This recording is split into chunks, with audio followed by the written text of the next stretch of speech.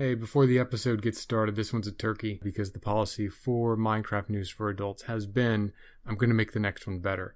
Yeah, that's not a great policy, exactly. So anyway, look, I'm working on getting my system upgraded to 64-bit so I can get a better video editor. The next one will be 15 minutes. I'm going to make circumscribed times for each article, so probably 5 3-minute articles, 3 5-minute articles, just whatever. And then I'm going to try to find material which better suits my vocal talents. I like that this is ambitious, but it's just not good enough. Finally, I think I need to have a better dismount for my topics. Hey, this is Minecraft news for adults, and if you think you can drink river water because fish don't poop in it, you don't need to be here, go away. So today the project is that I am working on Perfect Base 4, which is going to be my new base for everything. It's going to be based around a city because it's going to have a village in it. Hopefully a smaller village than Perfect Base 3, which you can constantly hear the slamming of doors and eating of people, which is just the worst. Work smarter, Chris, not harder. So I'm going to try to do these I do this to have a sense of progression, right? For myself and hopefully for y'all watching. So, 2 or 3 episodes of me wandering around the Nether and randomly doing stuff at Megalopolis is not productive. This is south of Megalopolis. It's not connected to the Nether network, and part of what I am doing today is that I am going to connect it to the Nether network, and then there will be more aimless walking around the Nether. But, excuse me. We're going to see how that turns out. You can see this is a generated village, a couple different things in it. And I'm working down to get the cornerstone of the design that I have on paper for whatever. The cornerstone for the design of Perfect Base 4, which should be... Really, guys? Just gonna... No, that doesn't update the block. That not update the block. Okay, just... the hell, guys. There you go. That wasn't complicated, folks. So anyway, again, sorry if I'm a little slow at this. I'm gonna try to edit out any parts where I have to stop and look at the plan. I'm trying to measure twice and cut once because this is a big undertaking. The ground level is going to be at sea level, and I just want to make sure that I get as much of this right on my first pass through because this is going to be a long process. This cutout that I'm making should be a river over here. The base is probably going to be reach out to that river, and I'm probably going to have to fill it in. So, and then it's going to extend out the other direction as well, and equal amounts forward and to the side. I would like for it to be a comprehensive construction. So anyway, news. So we got some Facebook executives that are talking smack about Facebook. Former executive Chamath Palihapitiya. I think that's crap. All right, well, fine. It's gonna be we're gonna measure twice, cut 1.5 times. It's gonna be fine. It's all gonna be fine. He accused Facebook of, social media, of ripping apart the social fabric. He said it was driven by short-term dopamine-driven feedback loops. He cited a case in India where 7 people were lynched over a fake kidnapping hoax that was propagated via Facebook. So people shared on Facebook people had been kidnapped. Those people had not been kidnapped, but 7 people were murdered. So... that's worth talking about. If you live here in the U.S., the availability of news that tells you what you want to hear instead of good news,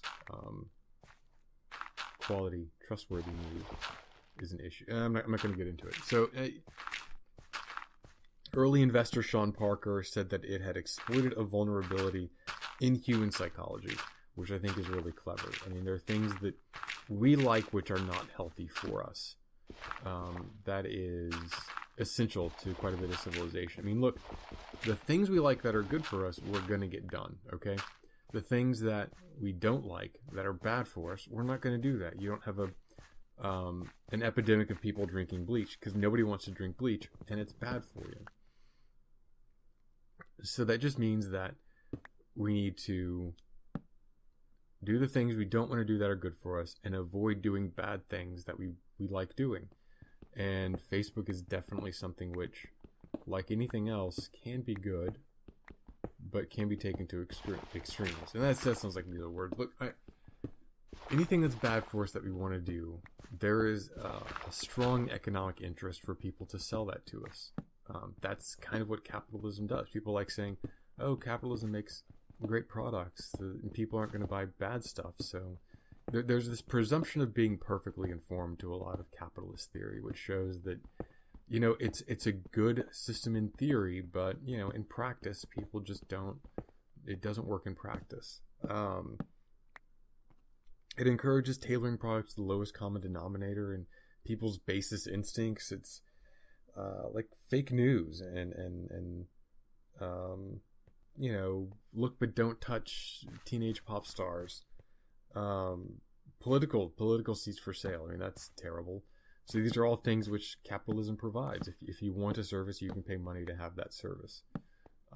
That's the theory behind all of it. There's no spiritual or moral structures to that. I mean, human dignity, spiritualism, principles, I mean, none of that exists in a purely capitalist system, except insofar as they can be, you know, packaged or peddled to, you know, for fake crowdfunding or faith healing scams or ideological calls to action. You know, as economic entities, companies won't act morally except where it's profitable, because whenever they do, they're going to be preyed upon by less moral companies.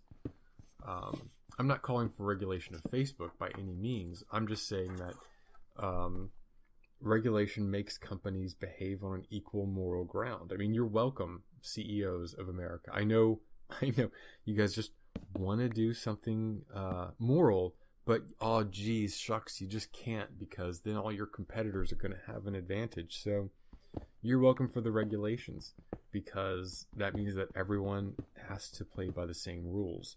And everyone's going to lose money for doing the right thing. That's what it is. It's what it is, simply. And again, I don't know if regulation is the answer for Facebook, but clearly, you know, I think it can begin with regulation. I think as soon as you say that, people are going to say, oh, wait, what? These regulations are stupid. And they're going to have to elucidate reasons. Having people standing around and saying, oh, we have to have a conversation about X, never starts a conversation about X. It doesn't. People don't give a shit. You make a law about X and start making people lose money on it. And let me tell you, some folks are going to become incredibly articulate on specific points of policy. Like, that's just how it is. And I think, again, it won't solve a problem, but it will actually get... Oh, shit, I don't have any coal. Fuck. Shit. All right, well, I'm out of torches, so we're just going to dig... Oh, hey, look, a torch. We're just going to dig in the dark for a while. I think it's how you can begin a conversation. An earnest, productive conversation. Speaking of capitalism peddling to our lowest impulses, the president said back in May that we should abandon the electromagnetic aircraft launch system that's going to be installed on the Gerald Ford.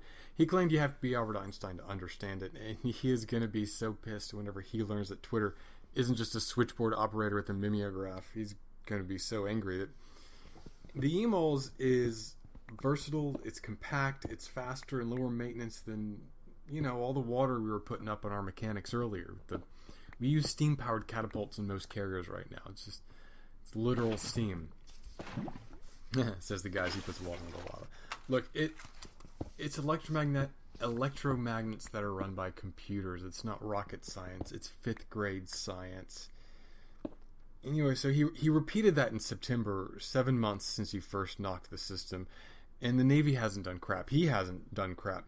The Ford is still getting an EMAL system, and the president hasn't made any kind of policy change on that. I mean, either the guy says stuff and doesn't care if it's executed, or he fails at acting on what he wants done. And, you know, I'm no expert, but anyone who's willing to grab a strange woman's pussy is probably good at acting on what they want.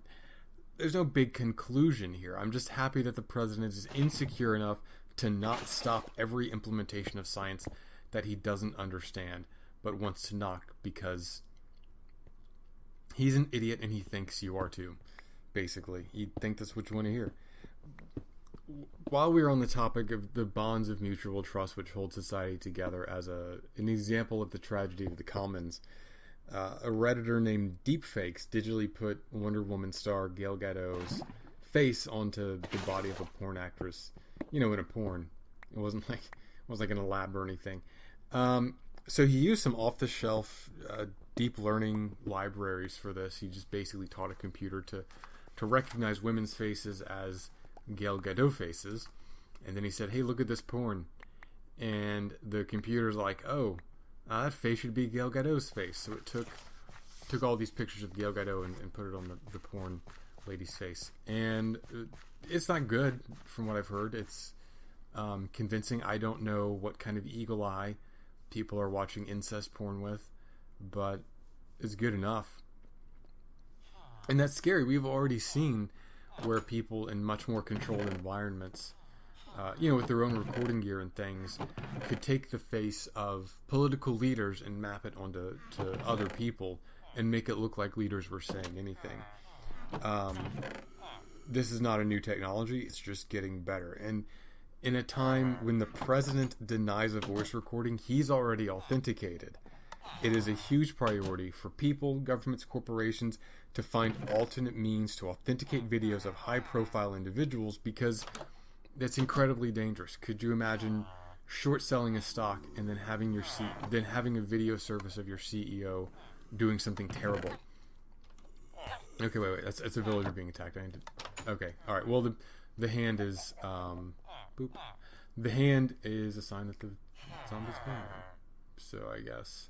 Don't know where they come from. I think I've tried to... there's more of them. Okay. I think I've tried to light this place up pretty well. So I'm a little surprised there's still zombies. And look at these lights. Decent lights. So I'm going to rip down all of this to make it into perfect base 4. But before all that happens, I do want this to be a complete village, so I don't have to truck in villagers. There you go. There you go. I don't have to truck in villagers. I want this place to generate its own villagers. It's fine by me. Why are there impact physics when people fall down? Why are there impact physics when entities fall down? This is not satisfying to me. You know what I mean? Like, if they walk off a cliff, sure. If I'm murdering them and they're dying, I don't know what the benefit to me is as a gamer. That's they fall down and break things. I don't like it. I don't like it, is what I'm saying. I'm going to check and make sure I got torches here. I don't have any torches on me, God knows, but just in case, so I can keep a mental inventory, I guess. Hey, buddy. Hey, what you doing? All right. So, Patreon, recurring subscription service for web creators, announced they're going to be restructuring their payment system. The new changes were in line with industry standards, but Patreon creators were vocally outraged. They were completely outraged at the fee structure for $1 pledges. $1 pledges are the lifeblood of... There you go. Hey, buddy. Time to die. Yeah, you gotta die now. The lifeblood of a platform like Patreon, where if you pay $10 to Patreon a month, but you divide that among 10 creators, the new system would charge you a 33 cent service fee for each of those $1 donations. So instead of bundling that $10, putting a service fee on those $10 and then distributing lump sums out to creators, they're charging you for each creator. So the rates were standard, but how they were calculated was not. And it was very disadvantageous to people who were paying into Patreon. And it would definitely hurt a lot of creators who are reliant on a large number of $1 donations. I have not seen the numbers, but my impression is that is a very large number. It's much easier to say $1 than to something else, because that's a very small amount to people. That's why so many places have dollar menus. Could you imagine a 35 cent franchise fee on each purchase you made from the dollar menu? It's nuts. Anyway, so they eventually backed down. There was enough outrage that they backed down. Again, I don't know why they couldn't just restructure the way those fees are calculated. I mean, keep the fees in place. and just, handle lump sums better. But whatever, they back down from their stupid implementation of their reasonable plan. It has been an insane week. I'm going to take this down. It's one less dark surface that I have to worry about guys spawning on. If you're thinking of getting into the whole crowdfunding thing, PayPal is releasing their drip service. It has a terrible fucking name. Libera Pay is for non-committal donations with no reward tiers. Flatter is kind of interesting. FLATTR. It is kind of a tip service. You put in a lump sum, you choose some sites which are participating, and then your interactions on those sites determines how weights the distribution of that money. If you don't flatter anything during your month, they don't pay anyone anything. GetFund is like Libera Pay. Neither one of them takes a fee. They're both funded by like their own donations separately, so they don't take an administrative cut. But GetFund kind of focuses on software, open source software applications. Ratifier has a website which is so fucking slick, it's goddamn useless. It says nothing about their fee structure or their purpose. Fuck Ratifier, they seem like idiots. Tippy, that's with 3 E's.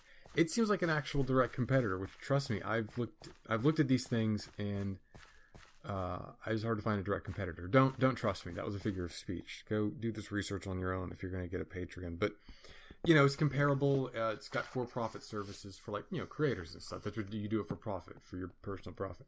It's got goods for money structure, so there are milestones and things that you as a creator are expected to give back.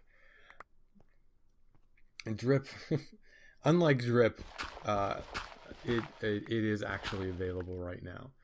I think Drip is still in beta. So what else do I got here? There's a cool long-form article about the Mirai botnet from 2016 on Wired. It's about DDoS attacks and Minecraft, but it's too long to go into here. And like all of the articles that I cover, it's in the links below. Right, so I do want to mention that this is the second episode of the 15-minute format of Minecraft News for Adults, and you may have noticed, subtly, we are at the 16-minute mark. This is going to be a double-sized episode because I need an editor. Let's just face facts. Quentin Tarantino on Star Trek, who gives a shit at this point? I've heard this. I've heard people ask me about this. I've heard his gushing about Yesterday's Enterprise, and that's... Yesterday's Enterprise is canonized fix-it fic. It is the sort of stupid payoff shit you can do once good workman writers and directors set you up with a good universe. It's about nothing, it means nothing, and you might as well just base a Star Trek movie off the bar fight from Star Trek V. I don't care. Polygon says that 2018 is going to be the year of Battletech. Oh, my sweet summer child. I mean, maybe Pacific Rim 2 is coming out, and the aesthetics are the same, so maybe it will be able to ride that wave of popularity. MechWarrior 5 Mercenaries is due out sometime in 2018. You see that? You see how I raised your hopes and then dashed them? Remember, I'm not going to talk about Minecraft. I'm going to the Nether. Remember the 25th anniversary box set with the Unseen that came out on the game's 24th? I think that's one of Josh's routes, actually. It came out on the game's 27th anniversary with no Unseen, or maybe the Unseen were in there. They just weren't, remember the 2009 Battletech 3015 trailer with the drone and the Jenner and the war? Oh, no, the one that vanished. Remember that?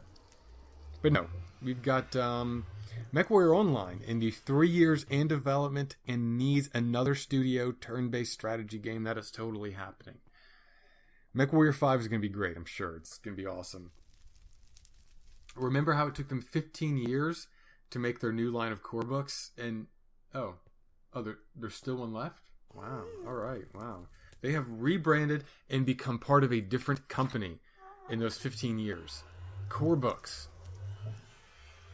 Battletech is a franchise that promises everything, but most consistently delivers on breaking your heart. You can only root for the underdog for so long before the hopeful cries of, maybe this year is going to be our year, sound either hollow or incredibly naive. Magic just released Unstable. It's a fun supplement, kind of like Unglued or Unhinged from back in the day. Like, one card makes you hold the card up above the table. And sorry, I'm just worried about the gas and the lava. Don't know which one I'm worried about more. Anyway, one card makes you hold a card over at the table to give it flying. Another one gains you life for high-fiving people. It's good stuff. And the crew at Wizards of the Coast fixed a lot of mistakes with the first two, Unhinged and Unglued, to make a fun set that plays within the current sensibilities of fans. There's a separate rules committee called the Elder Dragon Highlander Rules Committee, who make all the rules for Elder Dragon Highlander / Commander. And their ruling is that for a month after the release of Unstable, they were going to make those cards, with a few exceptions, banned, legal in Commander. And a bunch of people who take Magic the Gathering, and then Commander specifically too seriously, are like, oh no, that I've completely lost faith in the rules committee. Wizards, please help us and fix this. And really, just, I mean, I love it because they care entirely too much about this. It's a game. You're supposed to have fun. These cards look like they're fun to play with. So just, damn it. So deal with it. Play with some unusual cards for a month. It won't be the end of the world, and it won't be the worst experience of your life. I've heard nothing but good things. There's a lot of hypotheticals, and those hypotheticals are healthy in that, you shouldn't have to have somebody turn your card into a copy of a card, which is what the hell? Oh, alright, I'm having a pretty glitch. It makes sense that the first double-sized episode would have a double-sized glitch. Alright. So I'm gonna do right quick. So if someone turns your card into a copy of Chaos Confetti, and then you either have to concede or let them rip it up and throw it over the battlefield, okay, yeah, dick move. That's something that people should know about and shouldn't be allowed. But basically, like, oh, it's going to make a lot of squirrels, and you're going to have to ask someone if they like squirrels, and if they say they like squirrels, you get a squirrel. Like, it's not that hard, guys. Just have fun with the wackiness. So, anyway, I think it's interesting. I think, yeah, okay. All right, that wasn't what I meant to do, but it's going to be enough to save me. Okay. So now I got to go around that lava and block it off from the top. Anyway, I draw a vicarious, some may say unnatural, amount of happiness from the studios of people who don't have as much perspective as I think they should have. There's some other things going for it too, though. This set, they got these full art lands that look great. I got 2 or 3 packs myself, and I've got 2 or 3 basics that look amazing. They're probably worth it for the trade value. I can't really make a deck with 3 cards in it. Well, I can make a deck with 2 basics in it, but that's neither here nor there. What I'm saying is they got full art tokens, which is pretty cool. They got contraptions, which it's hinted strongly at might see some actual play in some black bordered stuff in the future, depending on that. They did, Unstable has a silver border, so it's wacky. Everything else is a black border, so they made these things so full art there's no border. So that entire status is up in the air. So anyway, I think I'm high enough. I'm going to see if I can get rid of that lava. How you doing? I'm running a Planet Mercenary RPG. I've been watching a lot of Matt Colville, and I haven't played an RPG with the guys in a long time. So we're doing Planet Mercenary, which is a role-playing game based on the Schlock Mercenary webcomic, which is good. They're a mercenary company who does transportation work for a larger company, but they're free to do little side jobs to get income, as any kind of small spin-off company would. Just making themselves profitable, getting that ROI. So anyway, Terry's character is Murdoch Hobbs. He's a Rilla chaplain who became a chaplain the same way Robert Downey Jr.'s character in Kiss Kiss Bang Bang became an actor. Derek's character is Gene Targarth, a eunuch geneticist, mad geneticist. He's kind of like the Kevin Andreasen character from Schlock Mercenary. He's kind of a mad scientist. He does doctored things, but he's constantly on the lookout for new genes to make his fire team into a set of apex predators. So they've already gotten into trouble into the Prairie Ring. Their ship has almost been destroyed by autonomous drones. And they finally, at the end of the first session, got into Oathlin, the capital of the Eunuchs, to deliver their cargo and do, hopefully, a fun adventure there. So everyone seems cool with it, seems productive. Anyway, Bays in the Bold is doing well. We just wrapped up season 2. We've been working on season 3. And almost. Alright, just got to get those stairs up. Attach myself to this roadway and see where it goes so I can orient myself and begin connecting this nether portal and Perfect Base 4 to the rest of the nether highway system.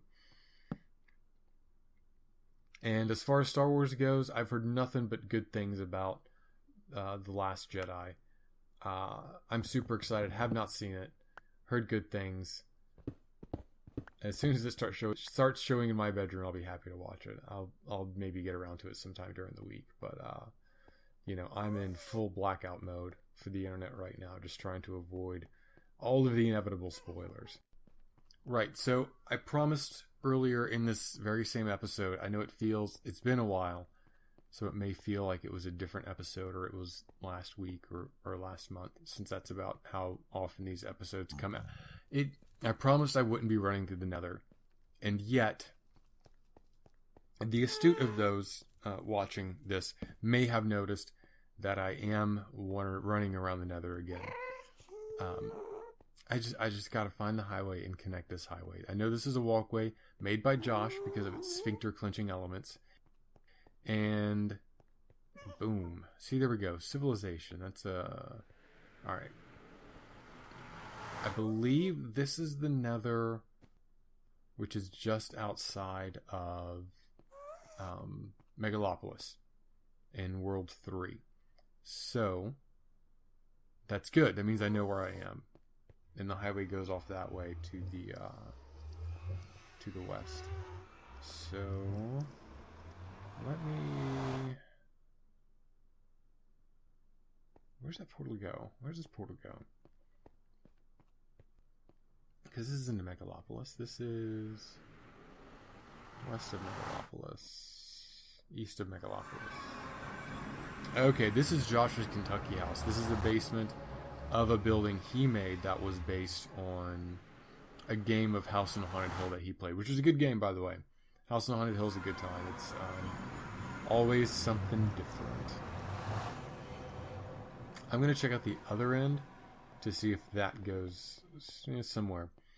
And that way I can maybe orient myself better. I think I'm going to take it off to the right here. That's going to be the way I need to go in general.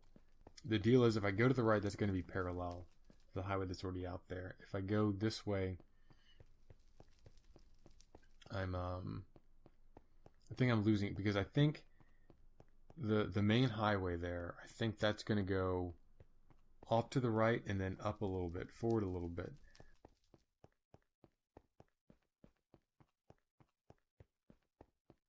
So I should be able to finish out that ladder. Let me put this here so I know where I'm coming from. I can finish up my stairs. I think if I just push across at a fairly high level, I think I can make a route that matches up with that highway in a kind of a really organic way that doesn't require a lot of right turns and doubling back, because that path does require you drift really far west and a little bit south. And this path here is going south. Ooh, did not expect this. Interesting. I've never seen this. This is Josh's. It requires going a little bit south. And, oh, okay. Alright, so someone's... Alright, there's a blaze spawner around here somewhere. And now we're headed west. So I think that's going to be good.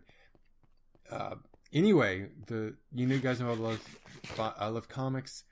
I buy cheap comics. And so I have a little bit called Disco Comics, which I haven't done in a while. Just comic bought from discount bins. This one is Burning Fields. It's number 4 of 8. written by Michael Morsi and Tim Daniel, illustrated by Joanna Lafuente. It's from April of 2015, relatively fresh for this feature. The story of Burning Fields pulls a lot of known social reference. Soldiers in Iraq, local Muslim, one American who just really gets it, y'all. They just get it so much. They so woke. And there's a demon who get this. He feeds on violence and bloodshed because, y'all, violence and bloodshed is so bad. It's so bad, you guys. It's a shame that this is book 4 of 8. Jesus. Because it could have been the first half of issue 1, honestly. It is padded as hell because the writer thinks they're establishing a mood and depth, and they're just hanging their artists out to dry. And I mean, dude, Joanna Lafuente is either incapable of communicating these scenes to us, or the descriptions she has received are so bad she doesn't know what she's supposed to be showing us. It's incomprehensible at times. I'd like to think it's the latter, really. It's not good. I feel like I've complained about this before. That is a 1 in a million shot, kid. What the heck? That was amazing. I'm pretty sure I've complained about this before. These are the pathways that Josh makes. The narrow, frightening, 1 block wide pathways over entire lakes of lava. And I think I might be too pinned in here to take a good shot. Yeah, I can't. Okay, that wasn't a great use of an arrow. Oh, okay. So just nothing then. I should be able to get enough up arc here. I can take them down. Or no.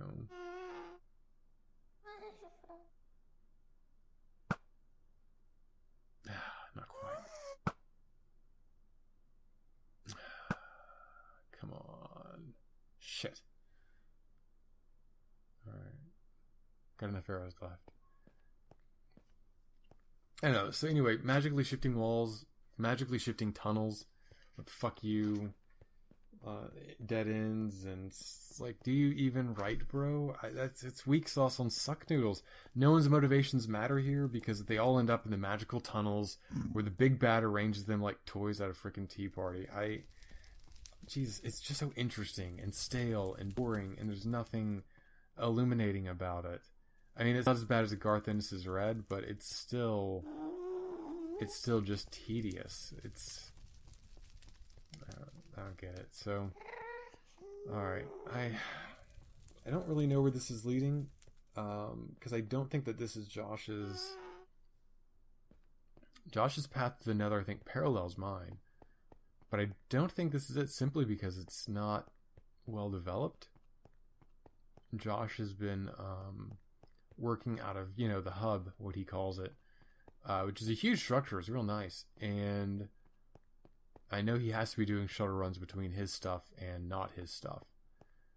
To his stuff in the hub to just try to get materials in there. The same thing that I do. I mean, his hub is the same as my Perfect Base 4, just the latest of some pretty good designs. And of course, in keeping with Josh's character, it's a public work for everyone's good. Is that a spawn chunk? Kind of looks like it. Yes, let's look around a little bit. Yeah, it's a spawn chunk. So, just two worlds from different seeds right up next to each other. So, alright. Well, that's good. It means we might be getting to our destination here soon. See, Josh does a lot of these with cobble or nether brick, which are fairly resilient materials. He puts these edges on it a lot. I mean, the ceiling is sometimes open, but it's closed here, thank goodness. And it's a big structure. Big cobble structure. Ugly as hell. Those stairs look familiar. There might be a back entrance to this. And we're at the hub. Alright. So the hub is a series of rails that lead out to the rest of the world. I'm just going to poke around a little bit. It's been a while since I've come here. So, yeah, it's tall. It's dark. It's handsome in its own way. This is Velos' cemeteries. He has fallen from a lot of place. Oh yeah, he got shot off the top by a skeleton once. Dude needed to put some water down, on these sub-levels so that he could work, and then just remove the water whenever he was done. But it's quite an accomplishment. It's a heck of a thing. So anyway, I'm going to head out now. So until I get a good sign off, you guys.